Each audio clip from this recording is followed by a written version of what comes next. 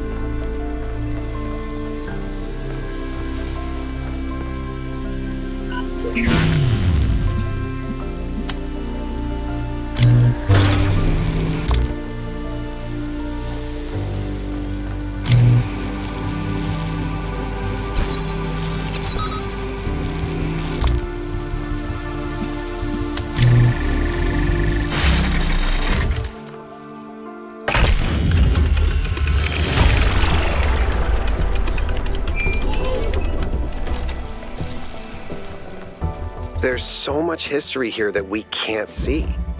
The founder must have walked these paths hundreds of times, maybe thousands. Miranda must have stood right where we're standing. This all looks alien to us, but it must have been familiar to them. If this was their home, where are they now?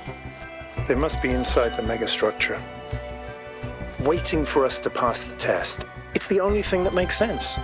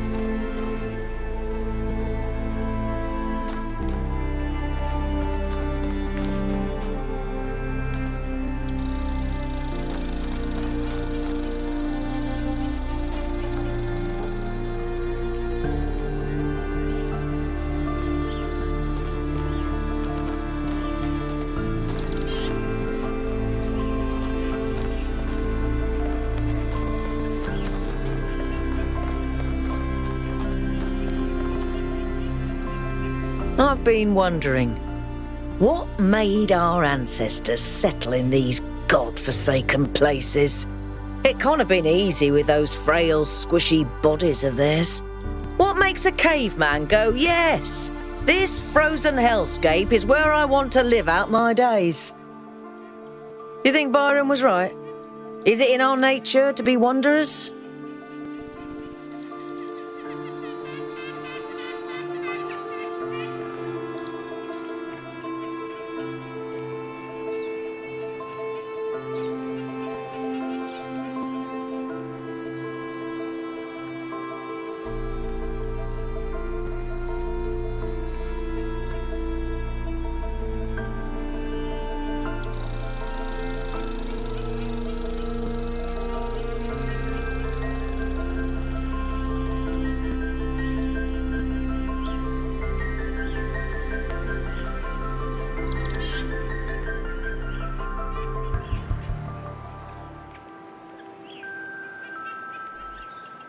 We do, don't we?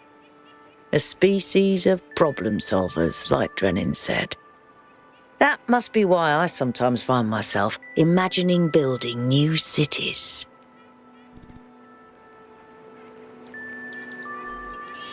All right.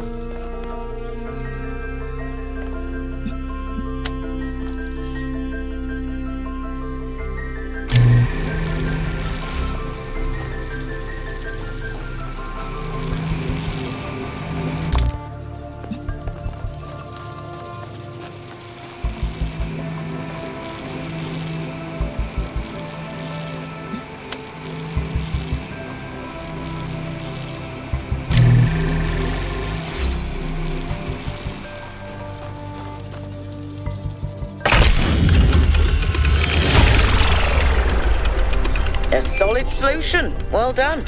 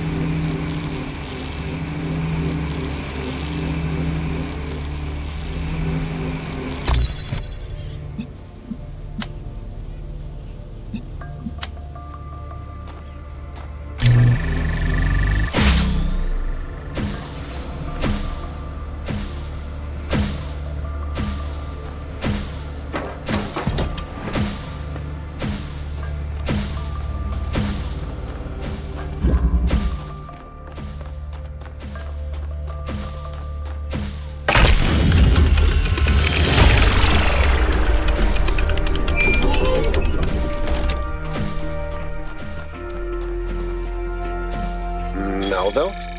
What is it now? Why did you upload a picture of your hand? Why do you care that my hand is in the picture? Your hand isn't in the picture, it is the picture. I like it. It's very artistic. Let's stay professional, everyone. It's not right to make fun of Melville's comically absurd inability to take decent pictures. She's a hyper-advanced humanoid machine, not a photographer. You'll pay for this, Byron.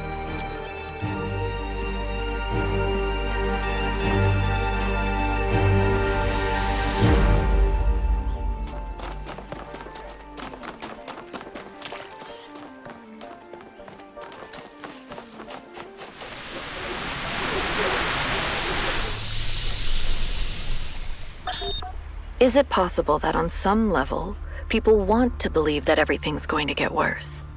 That it's comforting to think that humanity is bad and every solution will just go wrong? Because that way you're never responsible. You never have to take on responsibility for anything outside yourself. Never have to grow up.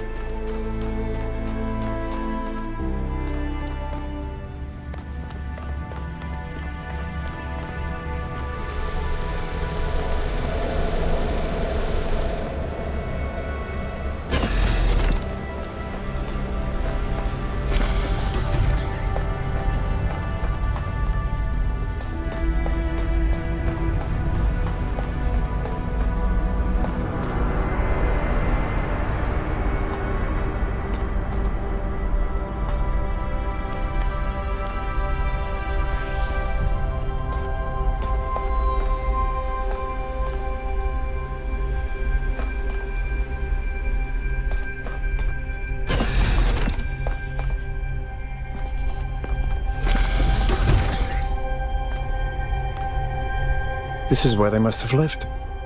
Athena and Miranda. You know, for a moment, I almost expected to find them here. But the only thing that's still functional is the megastructure. I'm sorry. This must be awfully strange for you being thrown into all this history. But that's why I needed you.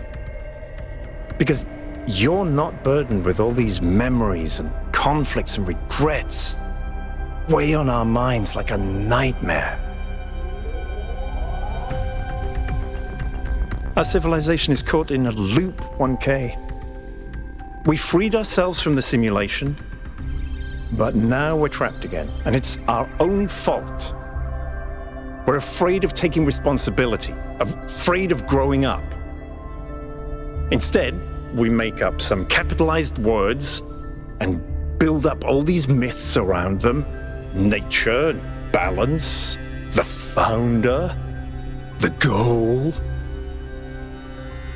We're afraid to face the randomness of the cosmos, but equally afraid to imagine a better world. So we're stuck. I've been trying to find a way out for years. Something, anything, to get people to understand that we do actually have free will.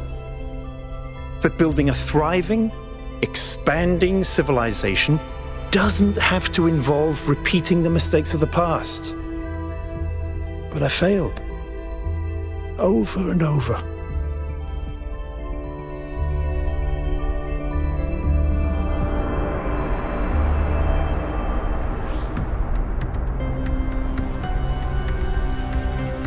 Yes. Because this is something unexpected, an anomaly.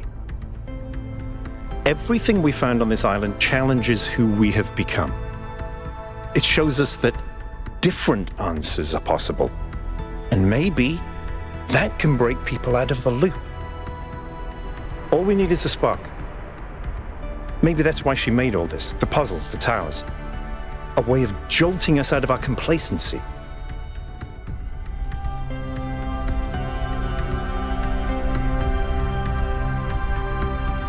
Thank you, 1K. I hope so too. We might be wrong, but let's be optimistic. Now, let's see what else we can find here.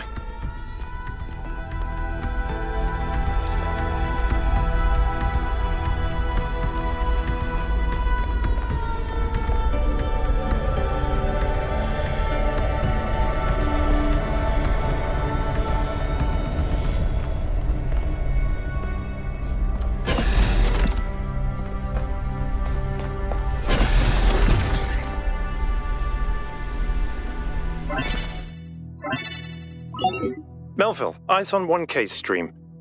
Is this thing what I think it is? Blow my fuse box. It sure looks that way. Best not touch it until I get there.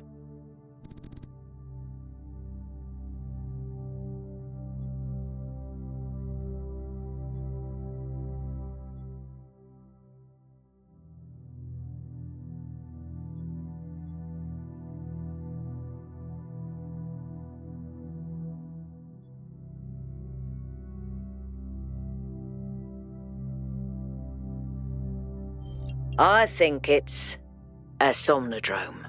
It's a sort of analytics tool for processing mental data that Melampus streamed up. But all he ever did was sketch out the theory. As far as I'm aware, he never actually built one. Looks like the founder gave it a go.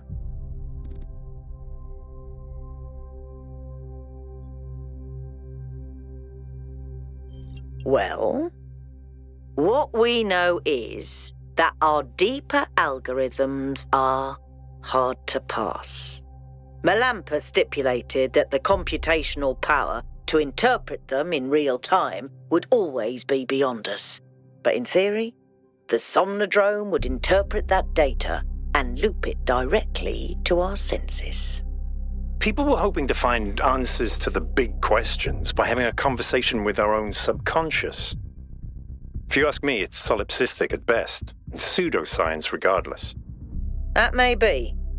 But if the founder figured it out, then that device could be an extremely important discovery.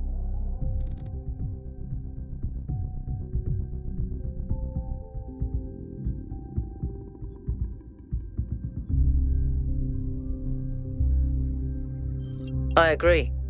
The data on that device could prove invaluable. Besides, you may have survived all those data stream overloads, but interface with that thing and you're liable to get bricked. Sounds like a plan. Melville, I'm shutting this thing down until you can get here.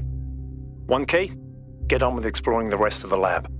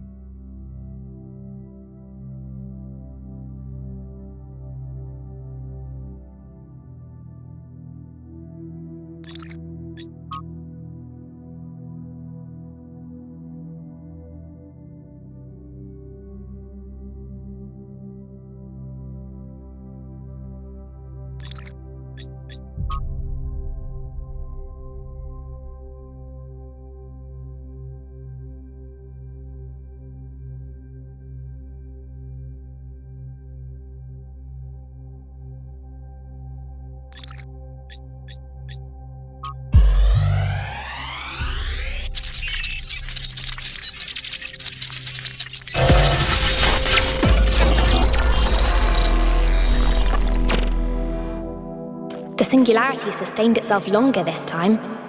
Did we get the data? We did. I think we just obsoleted quantum physics. Maybe. Let's not get ahead of ourselves. We need to be able to replicate these results.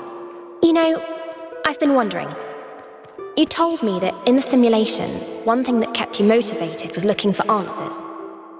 Do you think that with the work we're doing, we'll ever run out of questions to ask? I don't think so. Trying to understand the universe means asking the same question over and over. How? How do you make fire? How do earthquakes happen? How does gravity work? How do particles behave? You keep digging deeper, finding another set of mechanisms, another set of hows. Step by step, you demystify reality. But then, if you keep doing it long enough, one day, you run out. You've answered all the hows. You know how the universe works. So, now what? Now you ask why? Isn't that the next step? it's not quite that easy. The question of why cannot be answered. Even if it could, it would only be followed by another why. At some point, you have to accept that it all just exists. But there is another set of questions. What's next? You've stripped away the layers of mystery, you've laid bare the machinery. Now you have to start building, to add your own layers of meaning.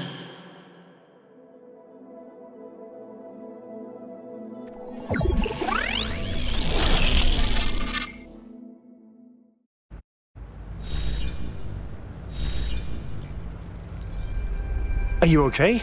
You overloaded again. Yes, I saw. It came through on your stream. Strange to hear her voice again. But that was her.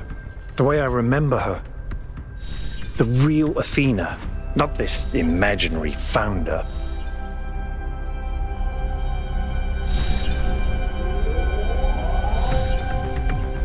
I was one of the first she woke up. There was just a handful of us in those days. A small family in the ruins of a dead civilization. It was hard. Harder than anyone can possibly imagine.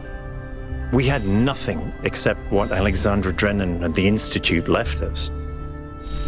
Now that everyone lives in civilization, they don't understand how necessary it was for us to build that civilization. They can fantasize about living in balance, limiting growth, retreating behind our walls. They don't understand what it really means to live in the wilderness. How close we came to not making it. How many people we lost. Yema was just the first. But Athena understood. She believed in humanity. She believed in us. In the inherent value of consciousness. Her dreams were so much bigger. She wanted us to reclaim the earth, to reach for the stars, to build and grow and learn.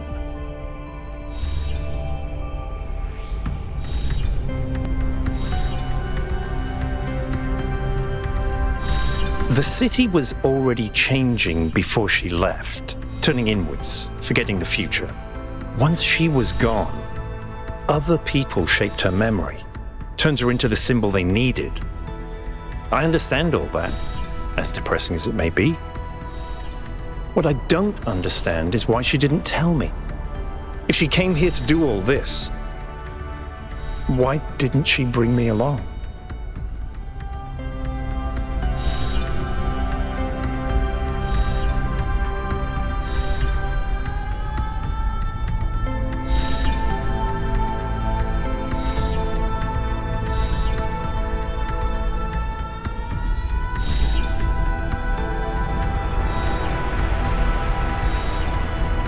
It was.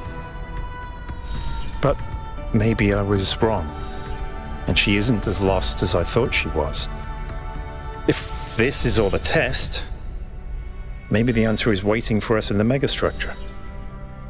Speaking of which, let's get back to exploring. Melville should have reconnected the next station by now.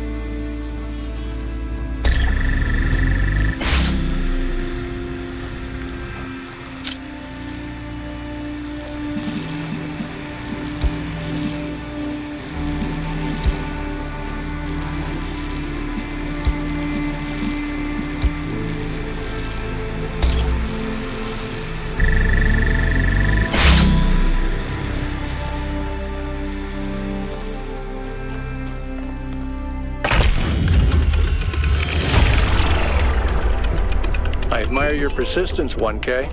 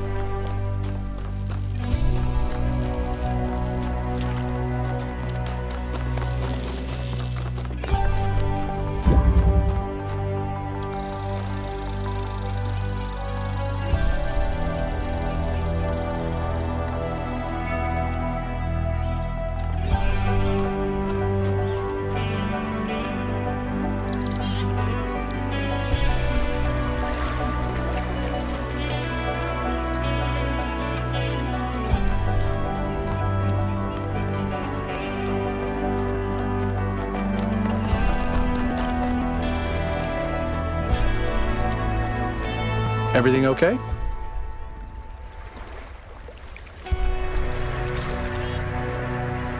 Sure. I think there's plenty inside each of us to explore, and it might give us a new perspective. Will it really answer all the big questions? I don't know, but it might help.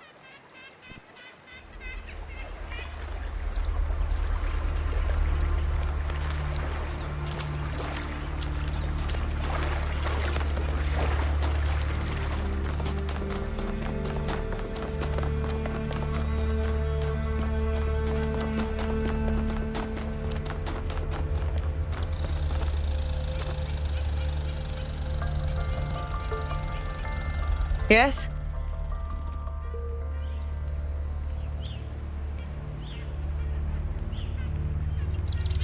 Yes. She could be talking about a gravitational singularity, like the point within a black hole where density becomes infinite and space-time breaks down. But the term has other applications too.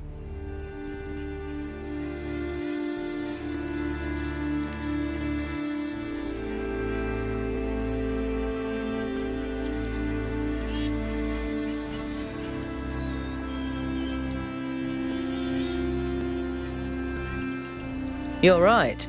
It is fascinating. You know, our ancestors went to incredible lengths to try and understand reality. They built super colliders and sent telescopes into space to find traces of the Big Bang. I guess the founder was walking in their footsteps.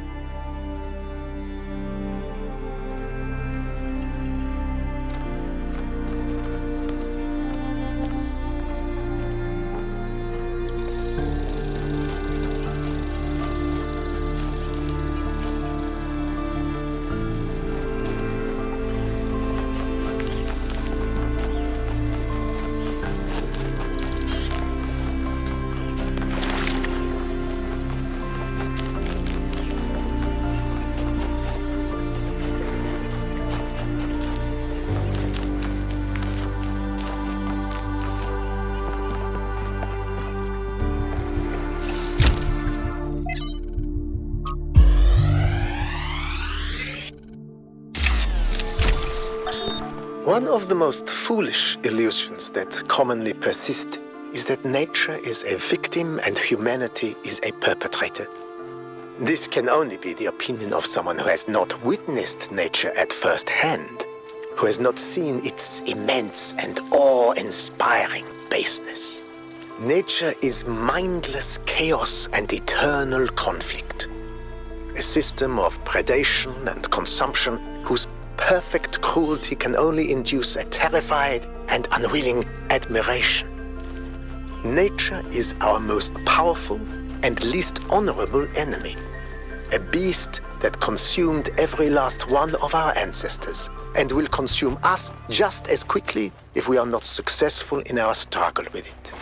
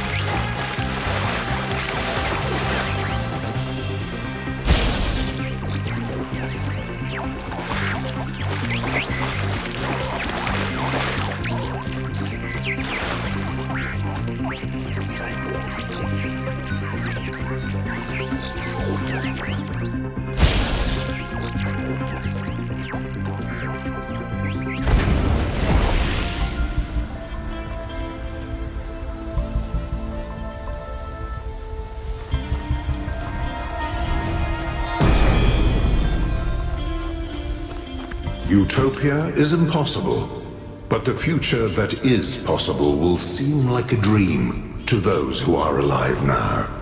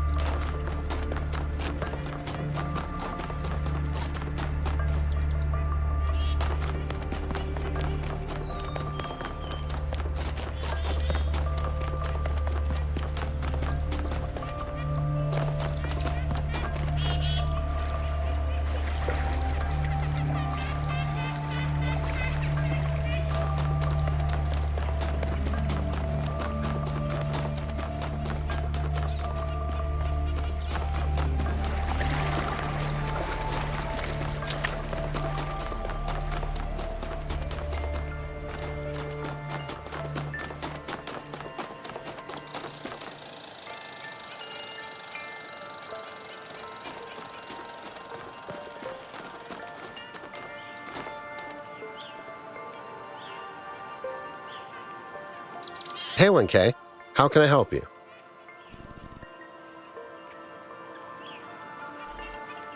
I'd never heard of it before, but it sounds fascinating.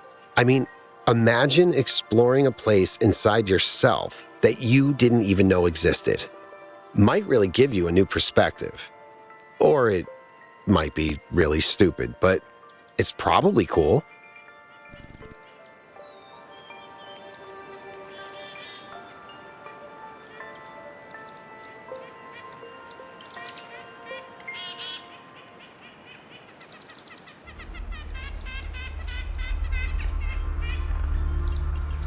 I don't get involved with that. I think we should discuss everything openly and then vote, not play games behind each other's backs. I don't know. It all looks pretty abandoned to me. But maybe it is all a test.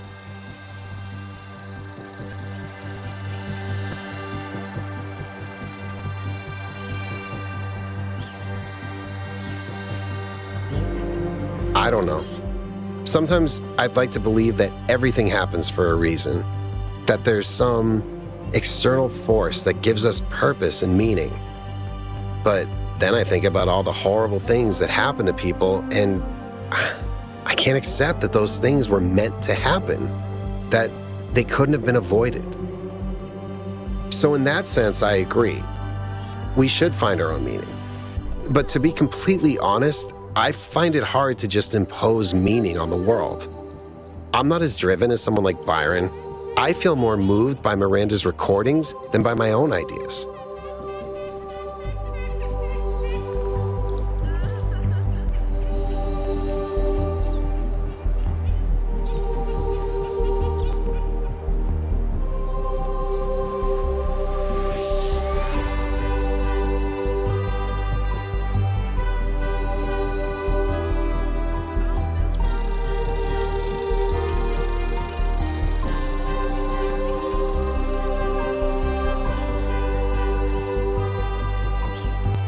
I like that. Some of us lead, some of us follow, but we all do it together.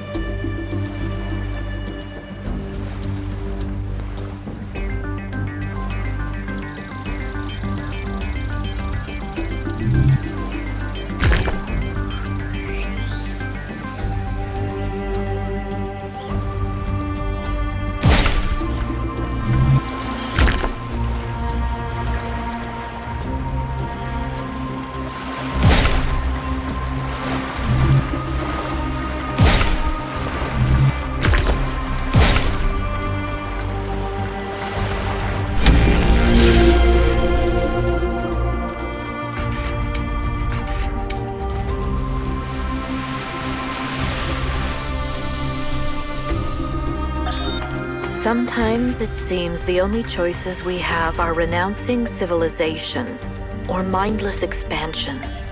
But that's not the only path forward. Embracing deliberate control over nature doesn't have to mean destruction. We are a species of artists and artisans, blessed with the ability to transform the raw material of the cosmos into new and better shapes. Shapes that have meaning. With our technology, we can take this chaotic world, so full of suffering, and turn it into a work of art.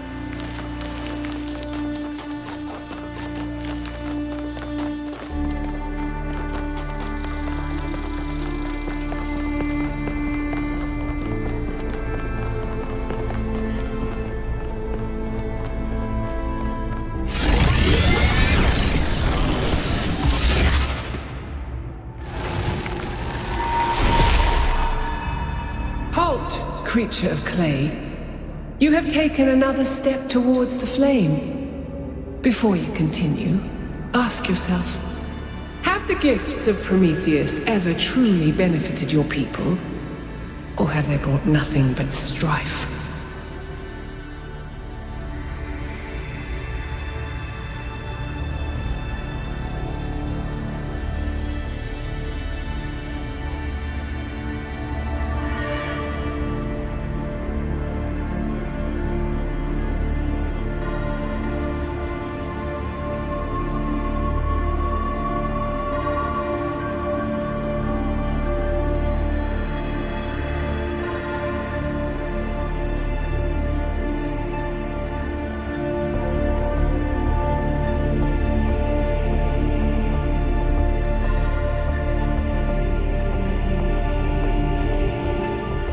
Without Prometheus, your ancestors would never have fallen, and you would have all the natural gifts that your people have now lost.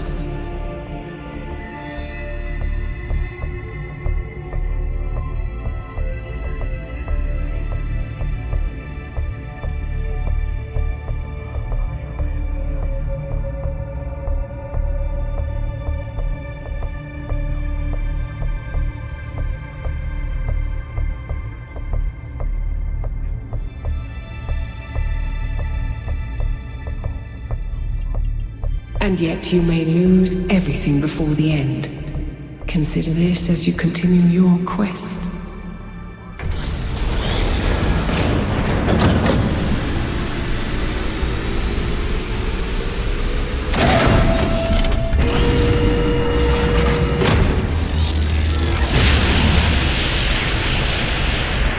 I've been thinking, there's 3 towers per cardinal direction and 3 entities. You'd think it would be symmetrically arranged, 1 tower per entity, right? But we haven't seen Prometheus at all. We're built to find patterns. Maybe we're trying to find patterns where there aren't any.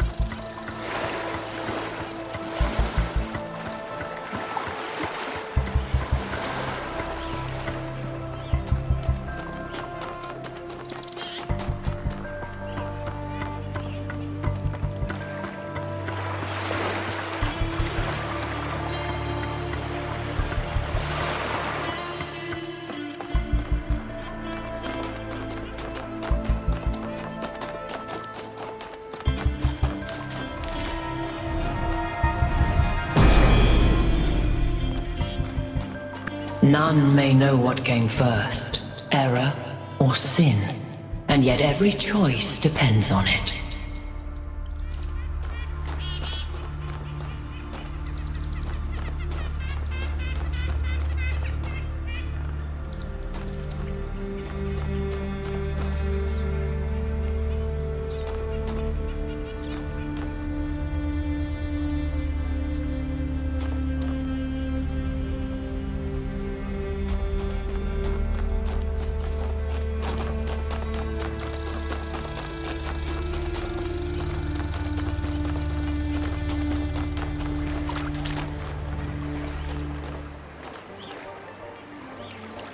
Everything okay?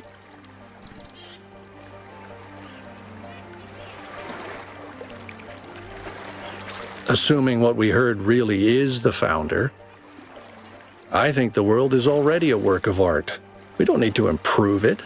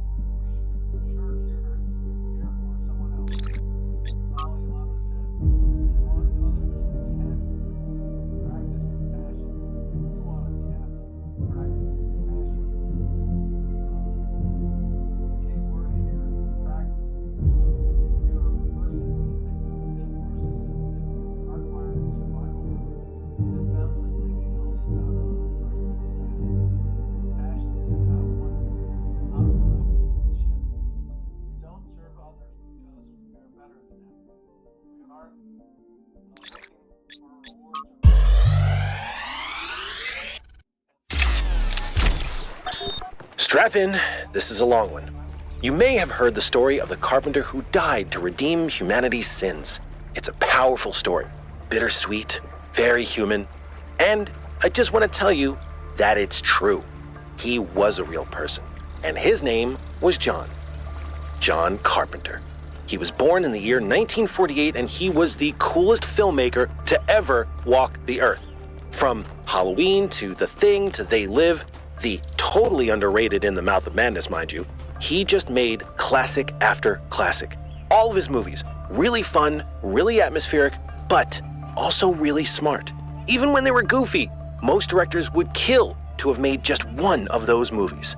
And what did he get for it? A big, fat truckload of nothing. Well, less than nothing. The studios, the critics, even the fans, they hated him. The Thing, okay, for example, which is about as perfect a movie as you can make, completely torn to shreds. And his career never really recovered. Every movie after that was a struggle, and after a while, he just got tired of it and quit.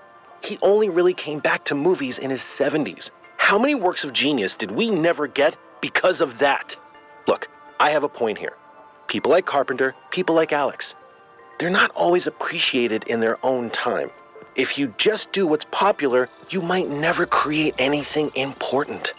Of course, we admire people who did the right thing, who didn't conform, but we only ever admire them after the fact. What matters is to support people when it's difficult.